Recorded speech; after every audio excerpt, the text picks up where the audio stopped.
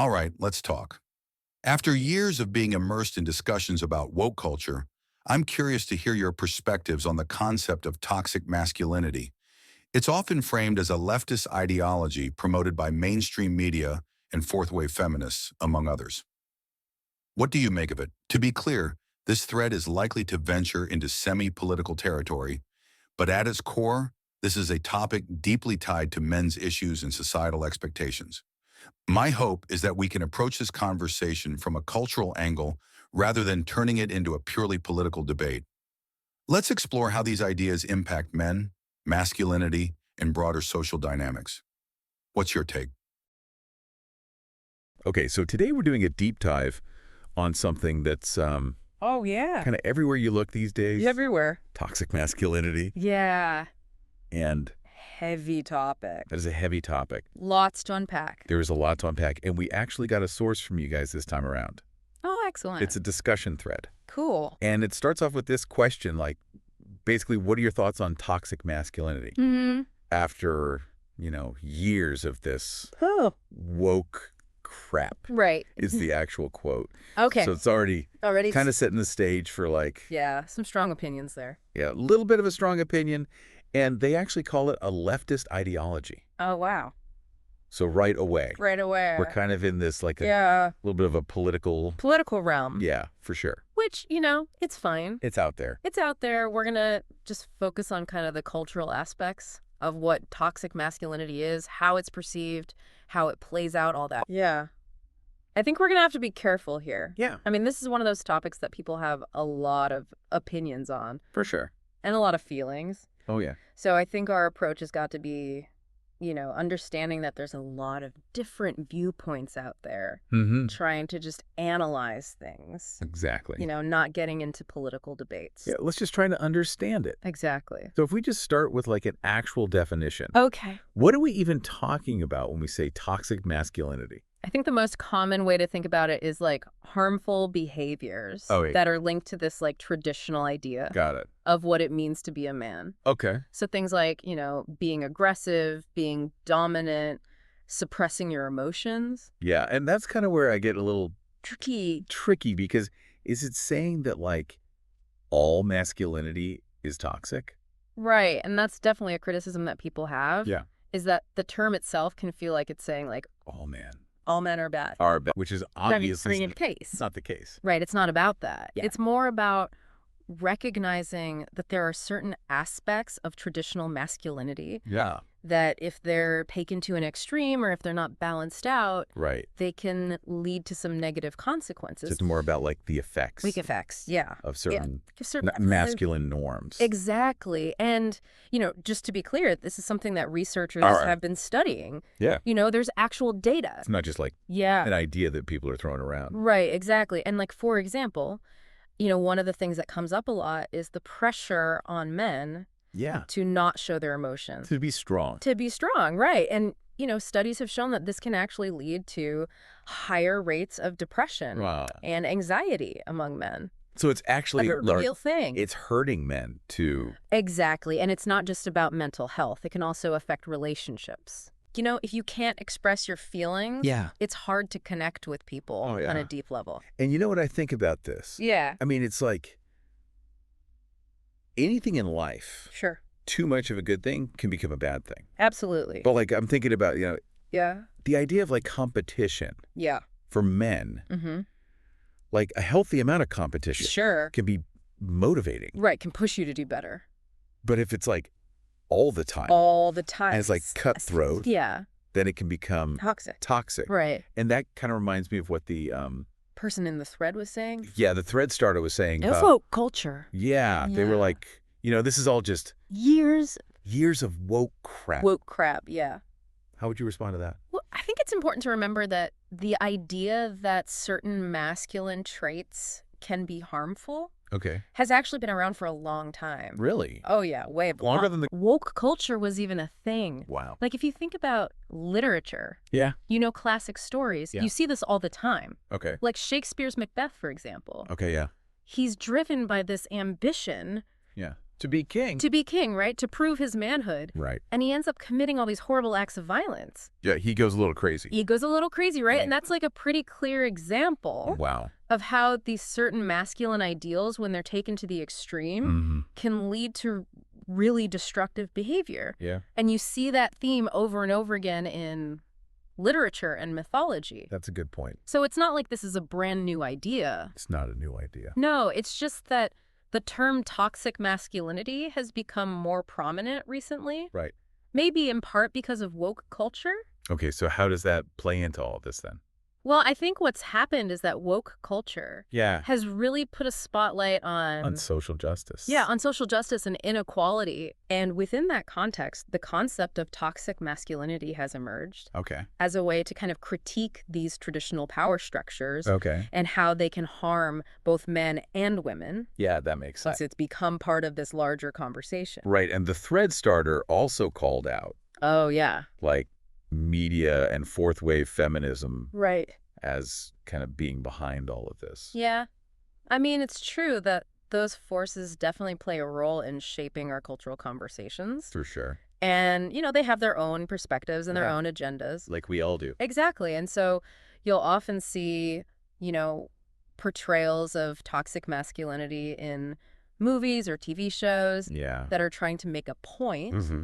And, sometimes those portrayals can be a little bit one-sided Yeah. or they can reinforce certain stereotypes. So Yeah. it's always good to be critical. To be critical of what we're seeing. Yeah, of the messages that we're consuming, That's a really good point. regardless of where they're coming from. Yeah, and the thread was framed as this, like, Men's issue. yeah, a men's issue. Which I get. Like, we are talking about masculinity, Right, exactly. but, like, how does this impact men? Yeah, that's a really important question because I think sometimes these discussions about toxic masculinity can make it seem like, Like it's an attack? yeah, like it's an attack on men or like all Yeah. men are the problem. Right. And that's not the case at all. No. It's actually the opposite. Okay. Challenging these harmful norms can be really liberating for men Okay. because it gives them permission Permission to weird. explore a wider range of emotions. Could be themselves. To be themselves, right? To connect with other people on a deeper level. That's really interesting. And ultimately to just live more authentic lives. So it can actually be a positive It can be a really positive thing. for men. Yeah. Wow. Okay, I see that. But I do get why some men would feel defensive Oh, yeah. or like they're being blamed. Totally. It's a tough balance. Yeah. Striking. Like, how do you have this conversation without making it like an us versus them thing? Exactly. And that's why I think it's so important to have these conversations with nuance Okay. and with empathy. Yeah. It's not about pointing fingers. No. It's about creating a space where men and women can talk about these issues openly and honestly. So, like, if we zoom out a little bit, Okay. how do you see toxic masculinity, like, playing out in In the culture. like in our culture at large? I mean, I think you see it everywhere. Okay. You see it in the way that men are often portrayed Mm-hmm. in media. In movies. Yeah, in movies and TV shows. You see it in the workplace. Okay. You know the pressure on men to be the breadwinner. So be the provider. To be the provider, to climb the corporate ladder. Right. You see it in sports. Oh, yeah. You know this emphasis on aggression and dominance. Okay. And I think you even see it in our personal relationships. Interesting. You know, the way that men are sometimes expected to be stoic, to not show emotion, Yeah. to be the strong, silent type. It's like this pressure to conform. Exactly. And all of these messages, they contribute to this idea of what it means to be a real man. Right. And those messages can have some pretty serious consequences. So it's not just like a harmless thing. No, it's not. It actually impacts It affects our lives our lives. in really tangible ways, and it Yeah. affects society as a whole. Yeah, I think that's kind of what we've been dancing around this whole time. Yeah. Is that, like, it's not just a buzzword. Right. Like, this It's is a real thing. a real thing with That have real consequences. Yeah. And, even if people debate the term Yeah. toxic I masculinity, think it's a loaded term. it is. Yeah. But the underlying issues Are real. are real, and they're important Yeah. to talk about. Okay, so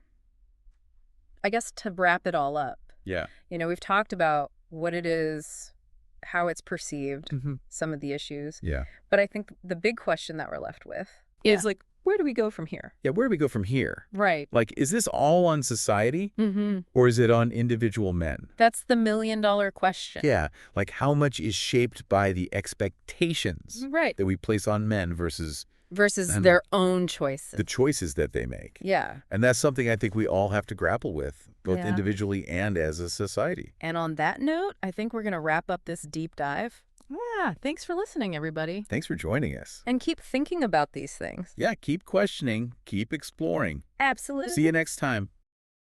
I've been in a 3-year relationship with a man I deeply love. We've never argued, we're intellectually compatible, and I always enjoy the time we spend together. However, there's one issue that has been bothering me. He's not interested in having sex with me. I always put in effort to please him, but it's never reciprocated. Recently, we had a conversation about the future, and he made it very clear that he will never marry me or live with me. This really breaks my heart and makes me feel like this relationship is at a standstill. I've always believed that in life, if you're not moving forward, you're falling behind. I know that if I were to leave him, we would both be devastated. But if things continue like this, what's the point? I'm truly lost and would appreciate any advice or thoughts you could share. Okay, so today we're going deep on something a lot of people struggle with, and that's figuring out what to do when your relationship feels like it's just stuck. Yeah. And to make it even trickier, we're talking about a long-term relationship like a few years in where there's still love there. Right. So before we dive in, I just want to say to the listener who wrote to us, this is a tough spot to be in, and it's totally normal to feel lost and confused. Absolutely. So for this deep dive, we're focusing on your story. And, it sounds like you and your partner have some really great things going for you. Being together for 3 years already says a lot, right? Mm-hmm. You mentioned you love him, you guys don't fight, you're intellectually compatible, and you have fun together. Those are all amazing ingredients for a relationship. But then there's this other side of things Yeah. where you're not quite on the same page about physical intimacy and your partner isn't really into the idea of marriage or living together. It's kind of like you hit this wall and we're going to try to help you figure out what to do next. You know what strikes me right away is that you've been so honest and open about both the good and the not so good, and that takes a lot of courage. It really does. And I think it's important to emphasize that your feelings are valid.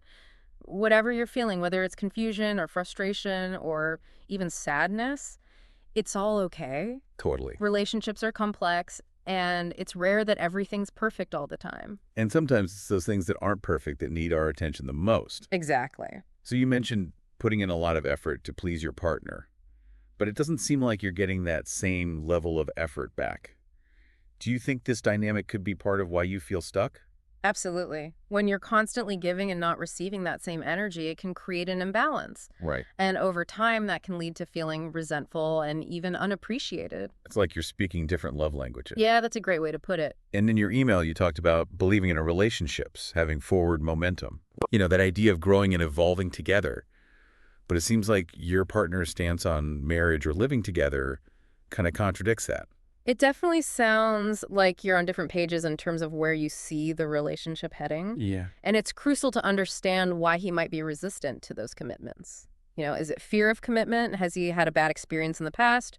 Or maybe his vision of a successful relationship just looks different from yours. All valid points. Getting to the root of his perspective can help you both communicate more effectively. It's like you need to figure out the WHY behind the what. Precisely. But what if those fears run deeper?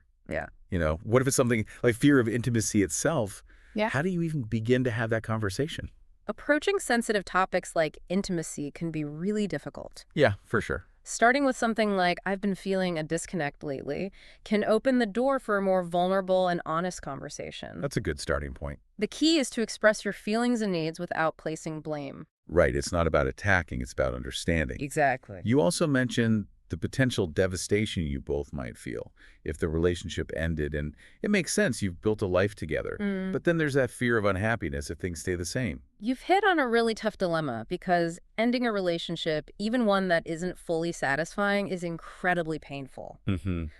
But staying in a situation that's not fulfilling can also lead to unhappiness and resentment down the line. It's like picking between two tough options. It really is, and there's no easy answer. This whole idea of a standstill really got me thinking, is it always a bad thing? That's a great question. I mean, could it also be an opportunity for reflection and growth? I remember reading about a couple who used a period of stagnation to redefine their relationship goals, and they actually came out stronger on the other side. You're right, a standstill doesn't have to be the end. Yeah. It can be a chance to pause, take a breath, and really assess what you both want for the future. Maybe it's like hitting the reset button. I like that analogy. So what I'm hearing is that while this standstill is definitely a challenge, it's not necessarily a death sentence for the relationship. Exactly.